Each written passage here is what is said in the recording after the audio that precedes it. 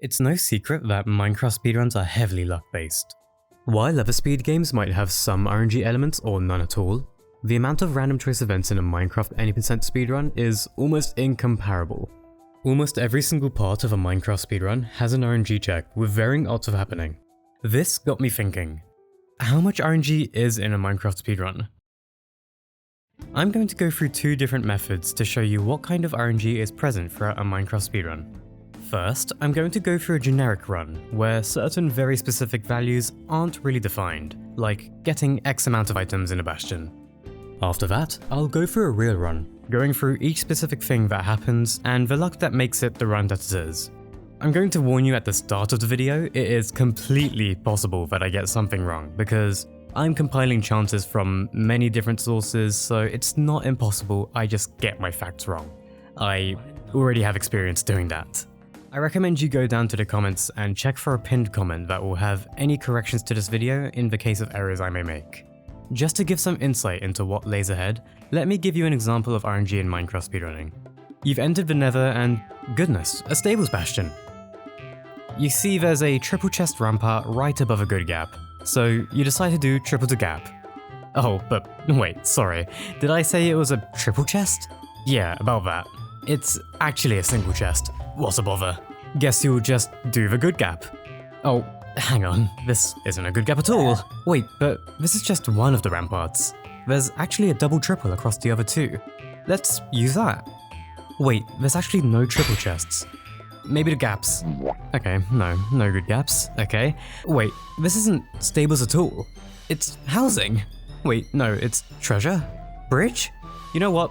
It's a fortress. Everything I just went through there is an example of nether structure generation being RNG dependent, and that's just one of the splits.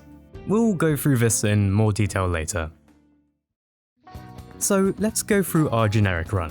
Each run starts with entering a world, and we've reached our first RNG check. The category I'm going to be using for this video is the most popular, any % random seed glitchless for version 1.16.1. It's right there in the name. Random seed. When making a new world, if you set nothing or 0 for the seed, you'll get something completely random. Minecraft can only randomly generate 2 to the 48 seeds. Technically, there are 2 to the 64 total, but the rest aren't able to be randomly generated. This means that runners will have no control over the world, including where they spawn. The current fastest and most consistent route is using buried treasure and magma ravines in the overworld. Buried treasures can only be generated in a beach biome, with each beach chunk having an approximately 1 in 100 chance of generating a buried treasure. The only odds I could find for ocean ravine rarity was a 2% chance, so let's say that there is an ocean ravine with magma at the bottom next to our spawn that had a 2% chance of generating. Inside our buried treasure we get 11 iron, the ideal amount as we can make a pickaxe, axe, shovel, bucket, and flint and steel. You can argue that 13 is more ideal in that you can make shears for leaves with the extra 2 iron, but for this example I'll just be using 11. The chance for 11 iron in the buried treasure is roughly 36.8%. Now I'm not going to nitpick every single thing because I could be like, this pack of mobs has this chance of generating on the island, but I won't because I think it's kinda stupid, you know? Anyway, after all the island crafting, we can mine some gravel to get flint for flint and steel, where each gravel mined has a 1 in 10 chance of dropping a flint. After grabbing our flint, we can build the portal in the ravine and enter the Nether. In the Nether, we will be looking for 2 structures, a bastion remnant and a fortress. Minecraft splits the Nether into regions for structure generation, which are 432 by 432 blocks. However, on the south and east borders of each region, there is a 4-chunk separation where no structures can generate, giving each region a valid 368 by 368 area to generate a structure.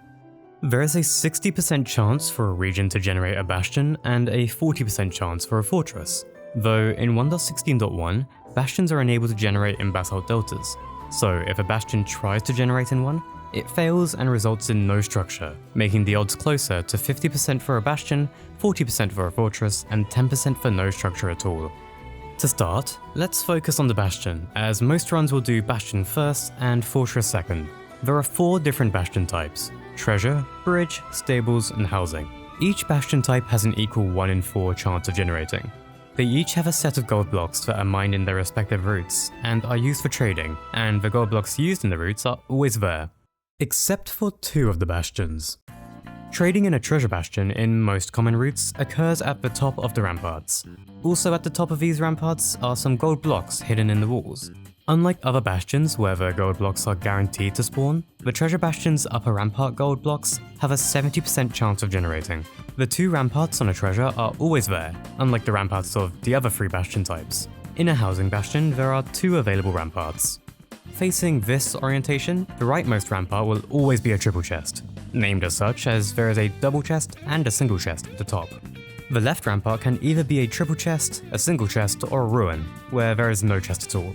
Each of these have a 1 in 3 chance of generating. In a bridge bastion, there are 2 ramparts on either side of the main bridge area. They can either be a single chest or a triple chest, with an equal chance of either generating. Then, with stables, there are 3 ramparts, which can be a triple chest, double chest, or a single chest, again with equal chances. However, if you're familiar with speedruns or bastion generation, you'll know stables is quite the tricky one. Out of all 4 bastion types, it has the most randomness. I'll only focus on the randomness that occurs in the areas that are most important to the run. These are the upper ramparts, where there can be a triple, double, or single chest, and the lower ramparts. There's a 50% chance that the left or right lower rampart can have gold and piglins for trading, while losing to 50-50 will generate an area with only a single chest and a couple of pigs. These are called good gaps and bad gaps respectively, denoted by these little gaps in the wall of the ramparts. This is that second bastion type with gold blocks that aren't always there, as these blocks have a 90% chance of generating, slightly better than treasures. As there's so many different variations to stables, there's a chance you get a bastion that is almost always a reset point in the run. A stable's generating with no triple chest ramparts and no good gaps. With the upper and lower ramparts accounted for, stables has 108 possible combinations. Now we've talked about the bastion generation, we gotta go over the bastion's inhabitants, the piglins. When you give piglins a gold ingot, they give an item from their loot table back. This is the bartering system, and the main way to get most of the items required to complete the run. This portion of the run can be extremely punishing, as there is a possibility that after trading all the gold gathered from common bastion routes, you might not get the needed items to complete the run as fast as you can. And that's the beauty of RNG. Each barter has a set chance to return a specific item, with Obsidian and Crying Obsidian having a 9.4% chance, Enderpearl, String, and Glowstone having a 4.7% chance, and Fire Resistance Potions being 2.3%. Most barters give a random amount in a range for each item. For example, you can get between 4 and 8 pearls in each barter. Just for reference, Minecraft speedruns in this category are done on 1.16.1 specifically, and this is why. Not the greatest odds in comparison. Once we're done with the bastion, we can go to the fortress to collect the blaze rods needed for crafting Eyes of Ender. 6 rods is the generally acceptable amount to leave on, as the end portal requires 12 eyes to fill the frames. I'll go into this more in a bit. Blazes drop a rod 50% of the time, so on average you'd have to kill 12 blazes for 6 rods. But of course with random chance, this is not always the case. Just take a look at the world record. After we've gotten our rods, we'd do a first portal out of the Nether to see where the stronghold is, using an Eye of Ender or 2 and a calculator. When you throw an Eye of Ender, there is a 20% chance that the eye breaks. So this means if you left on that 6 rods I said before, you can either try and get another blaze rod or hope for a pre-filled end portal frame, which is what I'll cover next. The calculator will give coordinates that you can travel to in the Nether to build a second portal, and if the eye measuring was done correctly, be put into the starting room of the stronghold, from where you'd need to locate the portal room. The end portal is made up of 12 portal frames, each of which having a 10% chance of having an eye already in it. Following a binomial distribution, the probability of the portal having an eye already filled in is actually higher than not having one at all. So if an eye break did happen during measuring, then it's more likely than not that you wouldn't need an extra rod, though it's usually safer to grab one anyway. Once the end portal has been filled and entered, we come to the final split of the game, the end. Most runs in modern times will utilize a strategy called the zero cycle, where you kill the dragon before it reaches the first node in its movement. This usually consists of purling up on top of one of the end towers and killing the dragon with a specific setup, which has elements similar to that of the one cycle, which is done on the end fountain. When spawned, the dragon can choose to either go to the back or front of the island, a 50-50 chance. These directions are relative to the player's facing direction when entering. It can choose a diagonal node, which is a 7 in 8 chance, or a straight node, which is a 1 in 8 chance. The towers in the end have 10 different variations, ranging from Y heights of 76 up to 103. And that is the RNG that happens throughout the run. If you didn't get the idea already, there's a lot. But now, I'm gonna go through a real run that happened and the RNG that made it happen. And what better than a run that many consider one of the luckiest in recent history, the almost 617 run played by Skycrab. If you're familiar with the run, you may be questioning why I picked this seed. The overworld is completely different to what I used in the first part of this video. And that's actually why I chose this one. More specifically, I think it would be fun to go over other factors that could affect the run, and specifically with this run, there's a major factor that I wanted to cover, so let's get into that. Immediately in the run, you'll see some things that are different to the generic run. Skycrab loads into a plains biome next to a tiger village with a ruined portal, instead of a beach with a buried treasure. After the walkthrough I gave earlier, you might be thinking, oh my god, you're a liar and I hate you. Ouch. But that was just an example of a common run. There are many different combinations that can result in a good run, like you will see now. This specific ruined portal has a 9.5% chance of spawning, 95% for it to be a non-giant ruined portal, and a 10% chance to get this design out of the 10 total non-giant portal designs. In this ruined portal's chest, Skycrab gets a variety of tools, a clock, and most pertinent to this run, a looting-free sword. This sword has a 20.47% chance of generating at all, but with looting free, that chance becomes 0.68%. That's not all though. We don't have a way to actually enter the Nether yet. This is where that tiger village comes in. Skycrab checks 3 of the 4 blacksmiths generated. There was a 0.4% chance for 4 blacksmiths to generate in this specific village. To enter the Nether, Skycrab would have to get some obsidian from any of these 3 blacksmiths. In the first checked blacksmith, there are only 2 diamonds and an iron helmet, having an 11.23% and 25.64% chance respectively, though both were taken. No obsidian yet. But that changes with this next blacksmith, where Skycrab finds 13 obsidian, 2 gold ingots, and an iron chestplate, which have the chances of 0.60%, 18.20%, and 25.64% respectively. While we now have the obsidian, we don't have an iron pickaxe, which is solved by this last blacksmith. It has 3 iron ingots, an iron pickaxe, and some food. The ingots and pickaxe have a 31.23% and 25.64% chance each. After gathering wood and finishing crafting, Skycrab enters the Nether. On the way to the direction of the entity spike, a Nether fortress is spotted in the region right next to the bastion, giving Skycrab both structures needed. There's actually another fortress right underneath Skycrab's home portal. However, this fortress has no impact on the run, so I'm going to ignore it. The bastion used was a double-triple stables, specifically having 2 triple chests and a double chest rampart with 1 good gap, 1 bad gap. This is just one of the 108 combinations that stables has to offer. In Skycrab's bastion, the gaps are never used, so we can just focus on the 4 in 27 chance for the 3 ramparts to have 2 triple chests next to each other. Skycrab does a double-triple route, which utilizes the 4 gold blocks in each of the triple chest ramparts. Skycrab gives the piglins the 8 gold blocks as well as 2 extra ingots, meaning they are trading 74 gold ingots. While they're trading, Skycrab checks for chests. In the first double chest, he grabs a pair of gold leggings, 2 gold blocks, and 5 string. These items have a combined chance of 0.44%. In the single chest, he grabs 4 more string. This has a chance of 31.49%. Not much interesting in this first triple. The most exciting items are the 2 gold blocks. In the next triple, the double chest gives Skycrab 5 string and 5 crying obsidian, having a combined chance of 8.26%. Still nothing great, but that changes with the final single chest checked. This contains 12 obsidian and another gold block, a chance of 0.13%, the obsidian alone having a chance of 0.8%. Having checked those chests and almost guaranteeing 20 obsidian, Skycrab goes back to the trading hall. When it comes to the barters, you'll have to excuse some slight inaccuracies. While we can see how much gold is thrown to the piglins, Skycrab actually leaves the bastion while the piglins are still trading.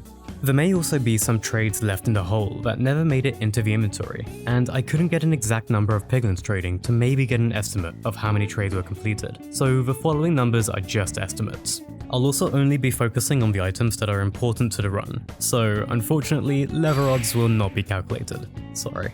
The 3 gold blocks from the chests are turned to ingots and thrown to the pigs. Some of the piglins are done trading, so I estimated that maybe 65 to 70 of the gold had been traded. Skycrab unloads his pearl hang and lands right as a set of trades are given to him, meaning my estimate for the ingots traded came to something around the number of 80, so I'll use that for the calculations. For this run, Skycrab used the following items from his barters: 22 pearls, 2 fire resistance potions, 46 string, 16 glowstone dust, and 12 obsidian. The chance for the trades to return these as the minimum came to a 1.3% success rate. Now comes the split where the luck really comes in handy: the fortress. The looting sword from earlier means the blazers have a chance to drop up to 4 rods instead of the base 1, so on average, fewer blazers would need to be killed to obtain 6 rods, and exactly that happens for Skycrab.